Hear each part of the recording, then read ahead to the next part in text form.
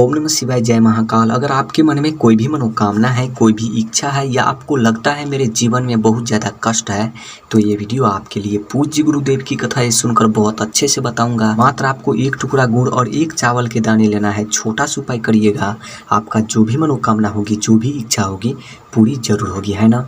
लेकिन एक बात और बता दूं, इस पूरे वीडियो में 3 बहुत ही प्यारे उपाय की बात करेंगे जो कि आपके लिए और आपके फैमिली के लिए बहुत ही अच्छा होगा। तो चलिए पहले उपाय की बात करेंगे जो कि आपको गुड़ से करना है। और बोलोगे भैया इस उपाय को करने से क्या फ़ायदा, क्या बेनिफिट होगा। देखिए, यदि आपके मन में कोई भी मनोकामना है, कोई भी इच्छा है जो कि काफ़ी दिनों से अधूरी है, पूरी नहीं हो पा रहे हैं, तो इस उपाय को आपको ज़रूर करना है। आइए बात समझ में।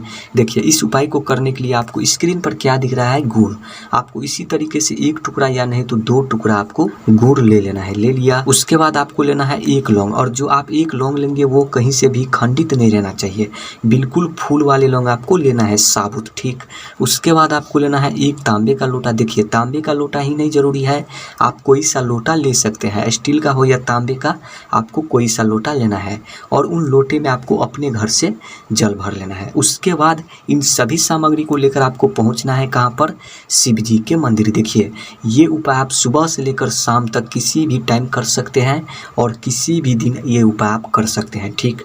देखिए, मंदिर जाने के बाद सबसे पहले आपको क्या करना है, जो पात्र में आप जल लेकर गए हैं, सबसे पहले आपको गणेश जी के स्थान पर थोड़ा सा जल समर्पित करना है, श्री शिवाय नमस्तुभ्यम का जाप करते हुए। देखिए, आप सबको पता है महादेव का पूरा परिवार शिवलिंग पर ही विराजमान है ना। देखिए, सबसे पहले आपको गणेश जी के स्थान पर जल समर्पित करना है। उसके बाद आपको थोड़ा सा कार्तिकेय जी के स्थान पर जल समर्पित करना है। और उसके बाद आपको माता अशोक सुंदरी वाले स्थान पर थोड़ा सा जल समर्पित करना है। और उसके बाद आपको माता पार्वती जी के स्थान पर थोड़ा सा जल समर्पित करना है। कर लिया, उसके बाद आपको बाकी जल थोड़ा सा बचाना है। देखिए, बाकी जल बचाने के बाद आपको क्या करना है, जो आप गुड़ लेकर गए हैं, चाहे आप एक टुकड़ा लेकर गए हैं या 2 टुकड़ा लेकर गए हैं और एक लौंग लेकर गए हैं, उन दोनों चीज को क्या करना है, जो पात्र में आप जल बचाए हैं उन जल में आपको गिरा देना है, ठीक। उसके बाद उन जल को अपने हाथ में लेना है और शिवलिंग के सामने सामने आपको खड़ी होनी है। और जो भी मनोकामना है, जो भी इच्छा है, आपको मन में कहनी है, मन में ध्यान करनी है। और उन लोटे में जो गुड़ वाला पानी है और लौंग वाला पानी है, आपको एक साथ शिवलिंग पर समर्पित करना है पतली धार में, जिससे आप कुल 11 बार श्री शिवाय नमस्तुभ्यम का जाप कर सके। इतनी धीमी धीमी गति आपको जल समर्पित करना है। उसके बाद वहां पर आपको 2-3 मिनट आपको बैठनी है और आपको फिर से मनोकामना कहनी है, मन में ध्यान करनी है, यानी कि महादेव से प्रार्थना करनी है। बस आपको इतना सा ही उपाय करना है, छोटा सा उपाय है, करके देखिएगा। आपका जो भी मनोकामना होगी, जो भी इच्छा होगी, पूरी जरूर होगी, है ना। तो चलिए आगे बढ़ते हैं। अब बात करेंगे दूसरी उपाय के बारे में। अब बोलोगे भैया इस उपाय को करने से क्या फ़ायदा, क्या बेनिफिट होगा। देखिए, यदि आपके घर में कोई भी व्यक्ति बीमार रहते हैं या आप रहते हैं, बहुत सारे दवा करने के बाद, बहुत सारा मेडिसिन खाने के बाद उसका बीमारी ठीक ही नहीं हो रहा है, तो इस उपाय को आपको जरूर करना है। देखिए, इस उपाय को करने के लिए आपको स्क्रीन पर क्या दिख रहा है, काली मिर्च। आपको इसी तरीके से 1 ठोक काली मिर्च के दाने ले लेना है। और जो आप काली मिर्च के दाने लेंगे वो कहीं से भी खंडित नहीं रहना चाहिए, ठीक।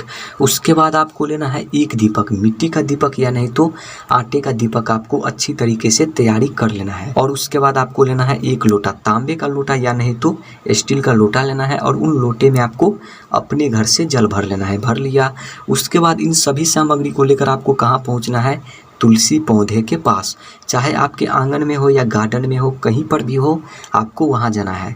और एक बात और बता दूं, ये उपाय आपको सूर्यास्त होने से पहले करना है। देखिए, तुलसी पौधे के पास जाने के बाद आपको क्या करना है, जो पात्र में आप जल लेकर आए हैं, सबसे पहले आपको जल समर्पित करना है। और जो भी आपको पूजा पाठ करनी है, अगरबत्ती वगैरह जो भी आपको यानी कि पूजा पाठ करनी है, सबसे पहले आपको कर लेनी है। कर लिया, उसके बाद आपको क्या करना है, जो आप दीपक लेकर गए हैं उन दीपक को आपको प्रज्वलित करना है।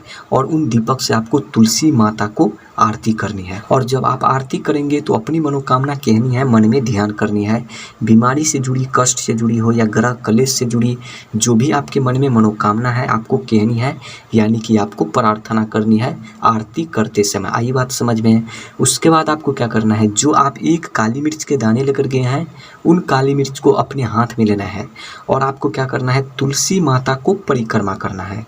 अब बोलोगे भैया कितने बार परिक्रमा करना होगा। देखिए, कम से कम आपको 9 बार या नहीं तो 11 बार आपको परिक्रमा करना है तुलसी माता को, यानी कि चारों ओर आपको घूमना है 9 बार या नहीं तो 11 बार। काली मिर्च को अपने हाथ में लेकर आपको घूमना है। ठीक, यदि आप तुलसी माता को किसी भी वजह से परिक्रमा नहीं कर सकते हैं तो आपको दीपक को परिक्रमा करना है। कम से कम आपको 9 बार या नहीं तो 11 बार आपको परिक्रमा करना है दीपक को। यदि आप तुलसी माता को नहीं कर सकते हैं तो आपको दीपक को करना है। आई बात समझ में। उसके बाद परिक्रमा कर लेने के बाद अपनी मनोकामना कहते हुए, अपनी इच्छा कहते हुए, बीमारी से जुड़ी, कष्ट से जुड़ी जो भी मनोकामना है कहते हुए उन काली मिर्च को उन दीपक में आपको डाल देना है, यानी कि उन दीपक में गिरा देना है। आई बात समझ में।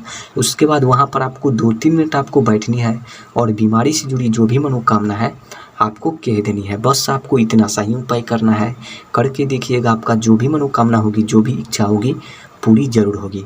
तो चलिए आगे बढ़ते हैं। अब बात करेंगे पूज्य गुरुदेव की द्वारा बताए गए दूसरी उपाय के बारे में। अब बोलोगे भैया इस उपाय को करने से क्या फ़ायदा, क्या बेनिफिट होगा। देखिए, ये उपाय विशेषकर धन के लिए है। यदि आपके घर में धन की बहुत कमी है, धन की प्राप्ति नहीं हो रही है, बहुत मेहनत करने के बाद, बहुत कोशिश करने के बाद फिर भी धन में वृद्धि नहीं हो रही है, तो इस उपाय को आपको जरूर करना है। देखिए इस उपाय को करने के लिए आपको स्क्रीन पर क्या दिख रहा है, बहुत सारे चावल। लेकिन आपको लेना है मात्र आपको थोड़ा सा चावल, आपको 5-10 आपको जितना मन हो आपको ले लेना है। ले लिया, और जो आप चावल के दाने लेंगे वो कहीं से भी खंडित नहीं रहना चाहिए, क्योंकि महादेव को खंडित चीज समर्पित नहीं होता है। आई बात समझ में। उसके बाद आपको लेना है थोड़ा सा दूध, मात्र आपको 1 चम्मच या 2 चम्मच आपको किसी कटोरी में यानी कि किसी पात्र में आपको दूध ले लेना है, कच्चा दूध।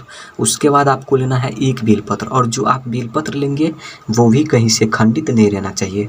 अगर आपको बेलपत्र नहीं मिल पाता है तो आप शिवलिंग पर चढ़े हुए बेलपत्र ले सकते हैं। ले लिया। उसके बाद आपको क्या करना है, आपको 1 तांबे का लोटा लेना है और उन तांबे के लोटे में अपने घर से आपको जल भर लेना है। भर लिया।